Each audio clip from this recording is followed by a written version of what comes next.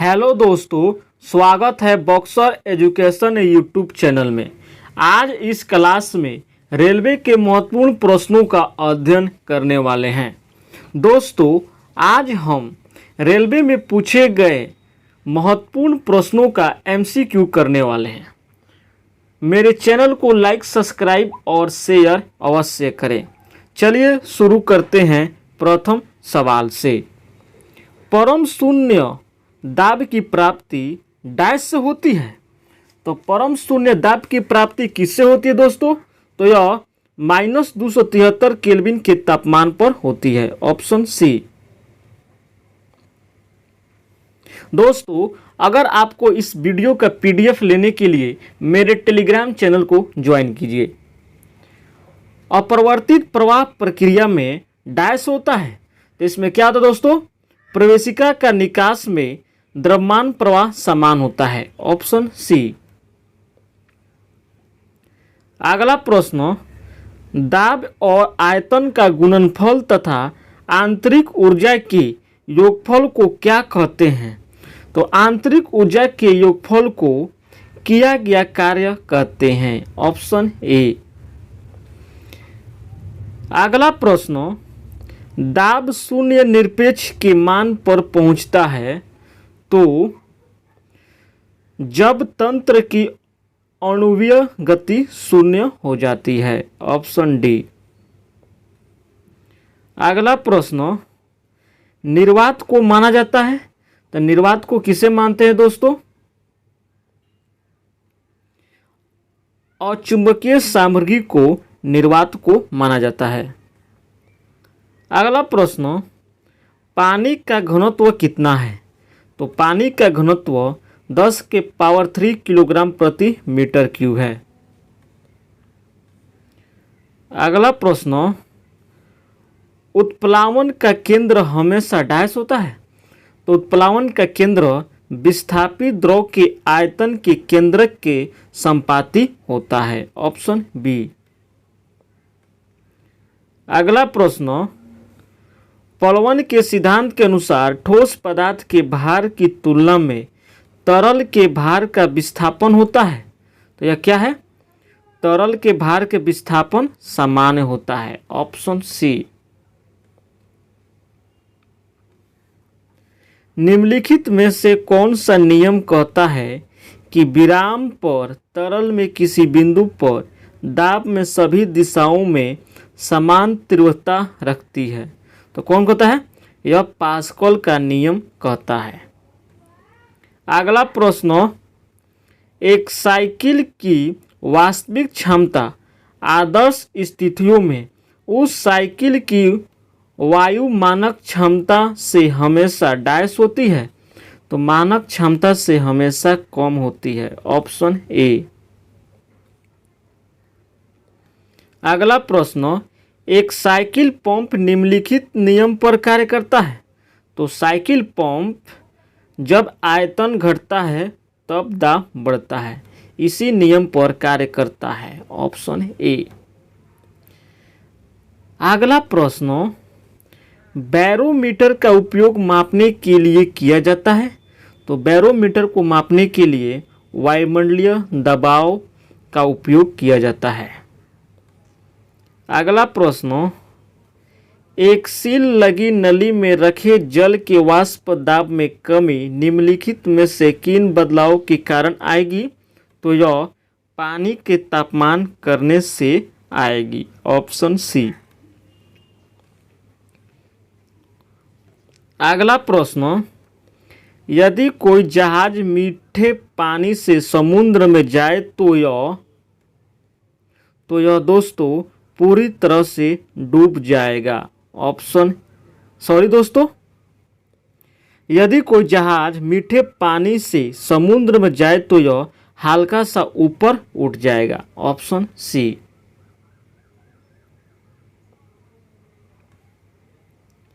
अगला प्रश्न, निम्नलिखित शर्तों के सेटों में से कौन सा गैसों के द्रवीकरण में सहायता करता है? तो यह उच्च दाब और कम तापमान पर सहायता करता है। अगला प्रश्न, इंजन में सुपर चार्जिंग का उद्देश्य होता है। तो सुपर चार्जिंग का उद्देश्य आसपास के वातावरण में उपलब्ध वायु से उच्च घनत्व के वायु को अंदर प्रवेश करवाना। Option D. अगला प्रश्न, एक्सट्रूशन प्रक्रिया में हाइड्रोस्टैटिक दाब निम्न में से क्या बढ़ाता है। तो यह तन्यता बढ़ाता है। Option A. अगला प्रश्न, 0.075 मिलीमीटर व्यास की पानी की एक छोटी बूंद में 0.075 न्यूटन प्रति मीटर के पृष्ठीय तनाव द्वारा विकसित दबाव की तीव्रता निम्नलिखित में से क्या है। तो इसकी तीव्रता कितनी है? 0.4 न्यूटन प्रति सेंटीमीटर स्क्वायर है। अगला प्रश्न, उस बिंदु को क्या कहा जाता है जिस पर एक डूबी हुई सतह पर परिणामी दबाव कार्य करता है। तो उस बिंदु को दबाव का केंद्र कहते हैं। अगला प्रश्न, रेत के संघन की डिग्री को समानतः इनमें से किस प्रकार परिभाषित किया जाता है। तो इसमें सापेक्ष घनत्व से परिभाषित करते हैं। अगला प्रश्न, एक तरल प्रवाह जिसमें प्रवाह के दौरान तरल का घनत्व उल्लेखनीय रूप में बदलता है, तो उसे इनमें से क्या कहा जाता है। तो उसे संपीड़न कहते हैं। अगला प्रश्न, एक ऐसा उपकरण जो अपने प्रेशर ड्रॉप की कीमत पर एक तरल पदार्थ के वेग को बढ़ाता है, उसे क्या कहते हैं। तो उसे नोजल कहते हैं। Option B. अगला प्रश्न, डीजल चक्र क्या है। तो डीजल चक्र स्थिर दबाव ताप वृद्धि चक्र है। Option A. अगला प्रश्न, एक ऐसा तरल प्रवाह जिसमें प्रवाह के दौरान तरल का घनत्व नहीं बदलता है, उसे इनमें से क्या कहा जाता है। तो उसे असंपीड़न कहते हैं। Option A. अगला प्रश्न, इनमें से कौन सा सही है। तो सही कौन है दोस्तों। तो यह है संपूर्ण दबाव बराबर गेज दबाव प्लस वायुमंडलीय दबाव। ऑप्शन ए सत्य है। अगला प्रश्न, गर्म करने पर तरल पदार्थ और गैस फैलती है, इस तत्व में क्या होता है। तो इस तत्व में बदलते घनत्व के कारण तरल पदार्थों से में संवहन करंट होता है। Option B. कैविटेशन मूलतः द्रव के निम्नलिखित में से किस गुणधर्म से संबंधित है। तो यह वाष्प दबाव से संबंधित है। जब एक कण पानी में डाला जाता है तब उस पर दो बल क्रियाशील होते हैं, जो है क्या है दोस्तों। वह है गुरुत्व और उत्प्लावक बल। Option B. निम्न में से किस उपकरण का उपयोग वायुमंडलीय दाब को मापने के लिए किया जाता है। तो वायुमंडलीय दाब को मापने के लिए बैरोमीटर का उपयोग करते हैं। अगला प्रश्न, द्रव में पूर्णतः या आंशिक रूप से डूबे हुए किसी पिंड पर ऊपर की ओर लगने वाले उत्प्लावन बल पिंड द्वारा विस्थापित द्रव के भार के बराबर होता है। यह कथन किससे संबंधित है। तो यह कथन आर्किमिडीज के सिद्धांत से संबंधित है। अगला प्रश्न, निम्न में से कौन सा धातु समूह इतना मृदक होता है कि उन्हें चाकू से काटा जा सकता है और इनका घनत्व कम और गलनांक निम्न होता है। तो कौन है दोस्तों। तो वह है lithium sodium potassium. Option C. अगला प्रश्न, निम्नलिखित में से कौन सा पानी में तैरता है। तो पानी में कॉक तैरता है। अगला प्रश्न, कॉक पानी में क्यों तैरती रहती है जबकि लोहे की कील डूब जाती है। तो कौन है दोस्तों। यह उनके घनत्व में अंतर के कारण। Option B. अगला प्रश्न, निम्नलिखित में से किस उपकरण में आर्किमिडीज के सिद्धांत का उपयोग होता है? तो आर्किमिडीज के सिद्धांत का उपयोग हाइड्रोमीटर का होता है। उत्प्लावक बल का डैश द्रव के घनत्व और आयतन पर निर्भर करता है। तो उत्प्लावक बल का परिमाण द्रव के घनत्व और आयतन पर निर्भर करता है। अगला प्रश्न, निम्नलिखित में से कौन सा बल वस्तु पर सतह के लंबवत कार्य करता है? तो कौन बल है? वह प्रणोद बल है। कील की नोक नुकीली क्यों होती है? तो कील की नोक नुकीली अपेक्षाकृत छोटे क्षेत्र पर लगने वाला बल अधिक दाब डालता है। Option D. कोई वस्तु कब द्रव में तैरती है? तो द्रव में जब वस्तु का घनत्व द्रव के घनत्व से कम होता है तभी वह वस्तु द्रव में तैरती है। Option D. अगला प्रश्न, किसी पदार्थ का आपेक्षिक घनत्व क्या है? तो आपेक्षिक घनत्व पदार्थ का घनत्व बटा पानी का घनत्व। Option D. एक डूबे हुए पिंड पर पानी द्वारा लगाए जाने वाले उत्प्लावक बल का दूसरा नाम क्या है? उत्प्लावक बल का दूसरा नाम उत्क्षेप है। Option D. अगला प्रश्न, निम्नलिखित में से किस खनिज लवण की समुद्र के पानी में उच्चतम संघनता होती है? तो समुद्र के पानी में उच्चतम संघनता सोडियम क्लोराइड की होती है। अगला प्रश्न, संपीड़ रेखा बराबर डैश वाले क्षेत्रों को व्यक्त करती है। तो यह दाब वाले क्षेत्रों को व्यक्त करती है। अगला प्रश्न, समांतर जल और कांच की तुलना में हवा दृश्यगत रूप से डैश है। तो यह दृश्यगत रूप से विरल माध्यम है। Option D. अगला प्रश्न, संपीड़ित तरलों की प्रवाह गति को मापने के लिए किस उपकरण का उपयोग किया जाता है? तो इसमें वेक्टोरियोमीटर उपकरण का प्रयोग किया जाता है।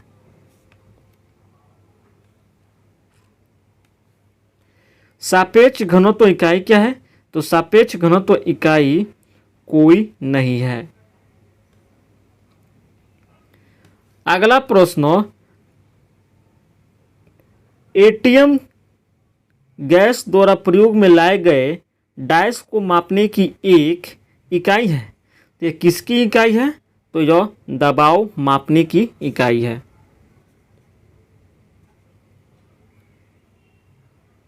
अगला प्रश्न, पानी के जहाज़ों और पनडुब्बियों को डिजाइन करने में निम्नलिखित में से किन नियमों सिद्धांतों का उपयोग किया जाता है? तो इसमें आर्किमिडीज के सिद्धांत का उपयोग किया जाता है। अगला प्रश्न, सेल में उसके बाहर और भीतर जल का प्रवाह बराबर होने पर सेल डैश कहलाता है। तो सेल फ्लैक्सिड कहलाता है। Option A. दोस्तों, अब हम श्यानता से संबंधित रेलवे में पूछे गए सभी परीक्षाओं में से संबंधित प्रश्न है, इसका हम एमसीक्यू करने वाले हैं। मेरे चैनल को लाइक, सब्सक्राइब और शेयर अवश्य करें। मॉस्कोवाइट, पेग्माटाइट और बायोटाइट इनमें से किसका अयस्क है? तो यह अभ्रक का अयस्क है। अगला प्रश्न, द्रव में घर्षण को क्या कहा जाता है? तो द्रव में घर्षण को श्यानता कहा जाता है। अगला प्रश्न, पास्कल सेकेंड इकाई है।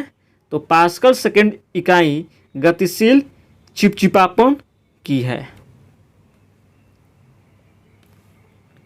एक जैल है। तो जैल क्या है दोस्तों? एक ठोस का द्रव्य में निलंबन ही जैल है। Option A. अगला प्रश्न, एक आदर्श द्रव है, तो आदर्श द्रव क्या है? असंपीडनीय एवं गैर श्यान दोनों ही एक आदर्श द्रव है। Option B. अगला प्रश्न, वह सामग्री जो अनुप्रयुक्त अपरूपण बल के प्रति तरल द्वारा प्रदान किए जाने वाले प्रतिरोध का वर्णित करती है, उसे इनमें से क्या कहा जाता है? तो उसे श्यानता कहा जाता है। किसी तंत्र में कणों की अव्यवस्थित गति के औसत का माप क्या कहलाता है? तो इस औसत का माप ताप कहलाता है।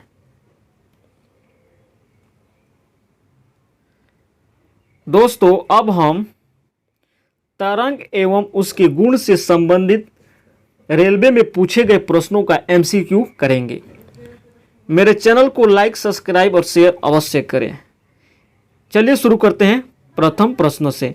निम्नलिखित में से किस विद्युत चुंबकीय तरंग की तरंगदैर्घ्य सबसे कम होती है?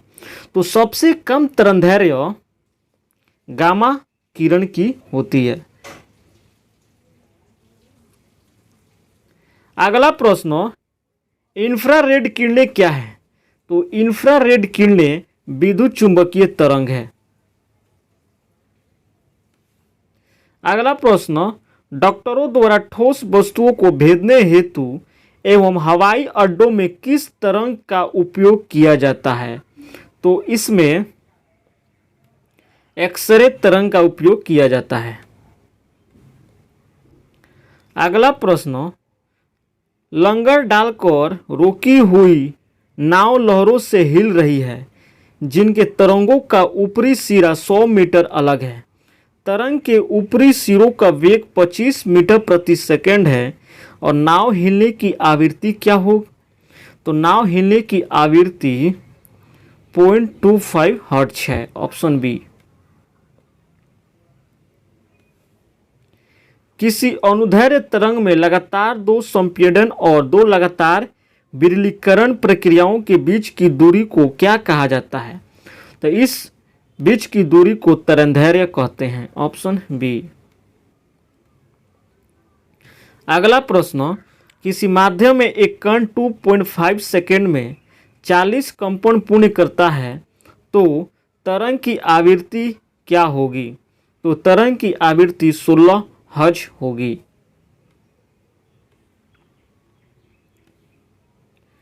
श्रोडिंगर रेंज से नीचे आवृत्तियों के साथ ध्वनि तरंगों को क्या कहा जाता है? तो इस ध्वनि तरंग को इंफ्रासोनिक कहते हैं। Option D. निम्नलिखित में से कौन सी यांत्रिक तरंगे हैं? तो यांत्रिक तरंगे कौन है दोस्तों? वह है ध्वनि तरंगे। यदि 2 क्रमिक शीशों के बीच की दूरी L है, तो इनकी तरंगदैर्घ्य को व्यक्त किया जा सकता है, तो इसे L के द्वारा व्यक्त किया जाता है। किसी गर्म भट्टी से उत्सर्जित विकिरण होता है, तो गर्म भट्टी से उत्सर्जित विकिरण को अवरक्त कहते हैं। Option A. यदि किसी तरंग की आवृत्ति को दोगुना किया जाए तो उसकी तरंगदैर्घ्य होगी, तो उसकी तरंगदैर्घ्य मूल की आधी होगी। अगला प्रश्न, यदि तरंग 2.5 सेकेंड में 20 कंपन पूरे करती है, तो इसकी आवृत्ति होगी। तो इसकी आवृत्ति कितनी है दोस्तों? इसकी आवृत्ति 8 हर्ट्ज है। पल्स किसकी तरंग है? तो पल्स किसी तरंग दोस्तों? पल्स कुछ समय की तरंग है। अगला प्रश्न, 500 मीटर प्रति की चाल से यात्रा करने वाली एक तरंगदैर्घ्य 20 मीटर है, तो समयांतराल डैश होगा। तो इसका समय अंतराल कितना होगा? 0.04 सेकेंड होगा। Option B. डैश की आवृत्ति मनुष्य के लिए श्रव्य नहीं है, तो मनुष्य के लिए कौन श्रव्य नहीं है? 22,000 हर्ट्ज। डायस एक माध्यम में ध्वनि की गति निर्धारित करता है। तो ध्वनि की गति निर्धारित माध्यम की प्रकृति करता है, ऑप्शन बी। चमगादड़ प्रतिबिंब डायस को प्राप्त करके अपने रास्ते में बाधाओं को पता लगाते हैं। तो यह अल्ट्रासोनिक तरंग को प्राप्त करके अपने रास्ते में बाधाओं का पता लगाते हैं। अगला प्रश्न, कंपन कर रही वस्तु का समय अंतराल 0.04 सेकेंड है, तो तरंग की आवृत्ति डैश होगी। तो तरंग की आवृत्ति 25 हर्ट्ज होगी।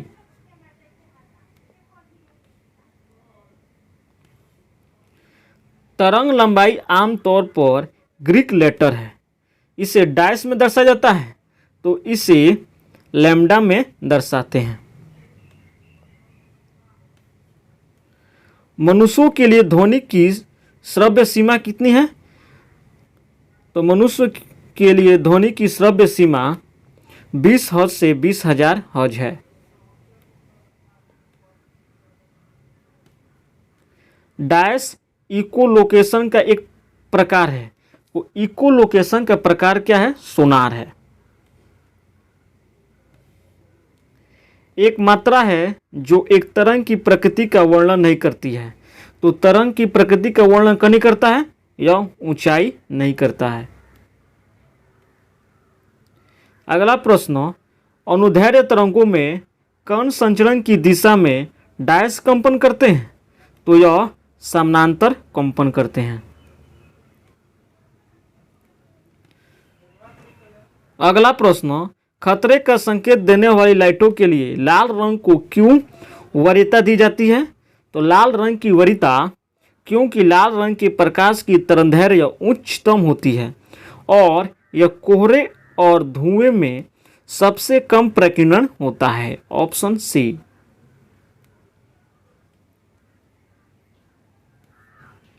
अनुप्रस्थ तरंगे क्या है? तो अनुप्रस्थ तरंग क्या है दोस्तों? इन तरंगों में माध्यम के कण तरंगों के संचरण की दिशा के लंबवत दिशा में कंपन करते हैं, ऑप्शन ए।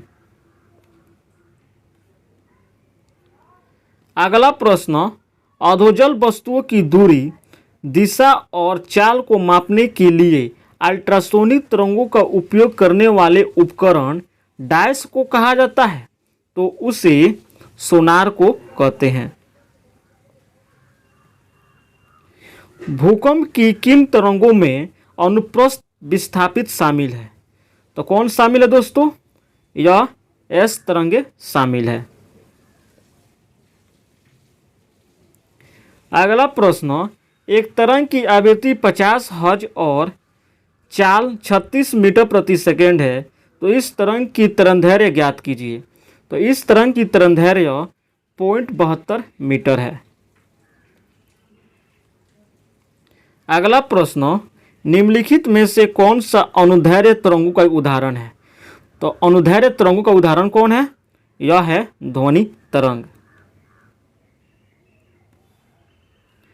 तरंग चाल, आयाम, तरंगदैर्घ्य और आवृत्ति सभी को डैश कहा जाता है, तो उसे तरंग की विशेषताएं कहते हैं। आवृत्ति 10 हर्ट्ज की एक कंपन वस्तु की समयावधि क्या है? तो इसकी समयावधि 0.1 सेकेंड है। निम्न में से किन तरंगों में संपीड़न और विरलन प्रतिक्रिया शामिल है? तो कौन शामिल है दोस्तों? यह अनुदैर्ध्य तरंग शामिल है। अगला प्रश्न, एक तरंग के गर्त की गहराई को इसका डैश कहा जाता है, तो उसे आयाम कहा जाता है। अगला प्रश्न, यदि एक श्रृंग और उसके क्रमागत गर्त के माध्यम दूरी L है, तो तरंगदैर्घ्य होगी। तो इसकी तरंगदैर्घ्य कितनी होगी? 2L होगी।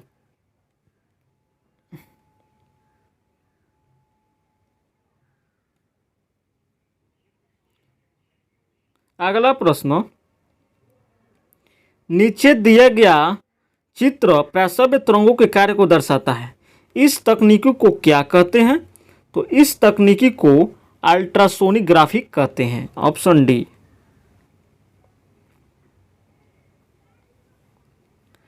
कणों की गति ऊर्जा अधिकतम डैश में होती है, तो कणों की गति ऊर्जा ठोस में होती है।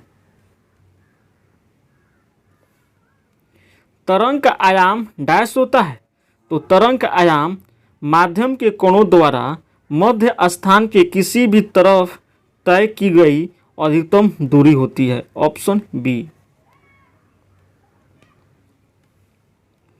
चमगादड़ प्रवातिक डैश प्राप्त कर रास्ते की रुकावट का पता लगाते हैं, तो यह प्राश्रव्य तरंगे हैं। अतरंगदृष्टिकारी में अधिकतम सैद्धांतिक कुशलता कितनी होती है, तो इसमें सैद्धांतिक कुशलता 40.6% होती है। आयाम मॉड्यूलम में क्या है, तो आयाम मॉड्यूलन वाहक आयाम बदल जाता है। Option B. अगला प्रश्न, समान आयाम और समान तरंगदैर्घ्य की दो तरंगें विभिन्न कलाओं में अध्यारोपित की जाती है। परिणामी तरंग का आयाम अधिकतम होगा जब उसके बीच कलांतर है, तो उसके बीच कलांतर 0 है। तरंगदैर्घ्य लैम्ब्डा की दो एकवर्णी प्रकाश तरंगों के मध्य संपोषी व्यक्तीकरण हेतु पदांतर होना चाहिए, तो कितनी होनी चाहिए दोस्तों, यह n लैम्ब्डा होनी चाहिए। निम्न में से कौन सा भूकंपीय तरंग सबसे तेज है, तो सबसे तेज कौन है, पी तरंग है। ध्वनि और प्रकाश तरंगों के बारे में निम्नलिखित कथनों में से कौन सही है, तो कौन सही है दोस्तों, ध्वनि तरंग ध्वनि तरंग अनुदैर्घ्य होती है, लेकिन प्रकाश तरंग अनुप्रस्थ होती है। Option D. एक धागे का अंतिम छोर प्रत्येक 1.5 सेकेंड में ऊपर नीचे कंपित होता है और धागे से 6 मीटर प्रति सेकेंड की तरंग निकलती है, तो तरंग का तरंगदैर्घ्य क्या है, तो तरंग का तरंगदैर्घ्य 9 मीटर है। माइक्रोवेव ओवन में किस वजह से बिजली की खपत कम होती है, तो बिजली की खपत सबसे कम विकिरण की कम आवृत्ति के कारण होती है। Option A.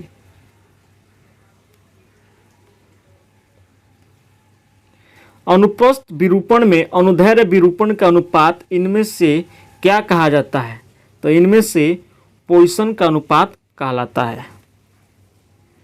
अगला प्रश्न, इंद्रधनुष दर्शाते हैं कि विभिन्न रंगों के तरंगदैर्घ्य विभिन्न होते हैं। सबसे कम तरंगदैर्घ्य किसका है, तो सबसे कम तरंगदैर्घ्य बैगनी का है। अगला प्रश्न, एक रिगबर्ड स्थिरांक 1.0968 गुना 10⁷ मीटर प्रति है जब एक हाइड्रोजन परमाणु आवेश n=5 से n=3 की स्थिति में आता है, तो उत्सर्जित ऊंचाई की तरंगदैर्घ्य कितनी होगी, तो उत्सर्जित ऊंचाई की तरंगदैर्घ्य 1.2821 गुना 10⁻⁻6 मीटर होगी। Option B. निर्वात में एक मोनोक्रोमेटिक स्रोत का तरंगदैर्घ्य 460 nm है। उसी स्रोत से तरंगदैर्घ्य एक माध्यम से गुजरती है जहां प्रकाश का वेग 2.1 गुना 10⁸ मीटर प्रति सेकेंड है, तो माध्यम में स्रोत का तरंगदैर्घ्य कितना होगा, तो माध्यम में तरंगदैर्घ्य का स्रोत 322 नैनोमीटर होगा। कौन सा ग्रीक अक्षर तरंगदैर्घ्य को दर्शाता है, तो कौन दर्शाता है, तो यह लैम्ब्डा दर्शाता है। अगला प्रश्न, किसी तरह भी तरंग में कंपन तरंग के चलने की दिशा के समानांतर गति करते हैं, तो वह है अनुदैर्घ्य है।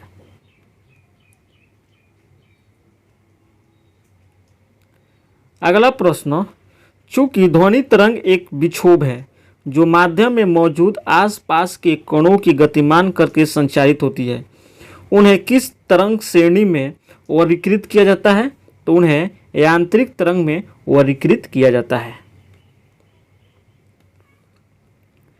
डाय से कांच के टूटने और इमारतों को नुकसान पहुंचने जैसी घटनाएं हो सकती है, तो इसमें सुपरसोनिक विमान द्वारा उत्पन्न तरंगे हो सकती है। भूकंप के दौरान कौन सी तरंगे उत्पन्न होती है? तो भूकंप के दौरान भूकंपीय तरंग उत्पन्न होती है।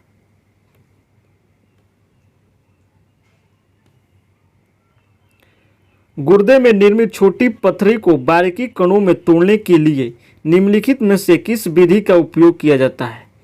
तो इसमें अल्ट्रासाउंड विधि का उपयोग किया जाता है।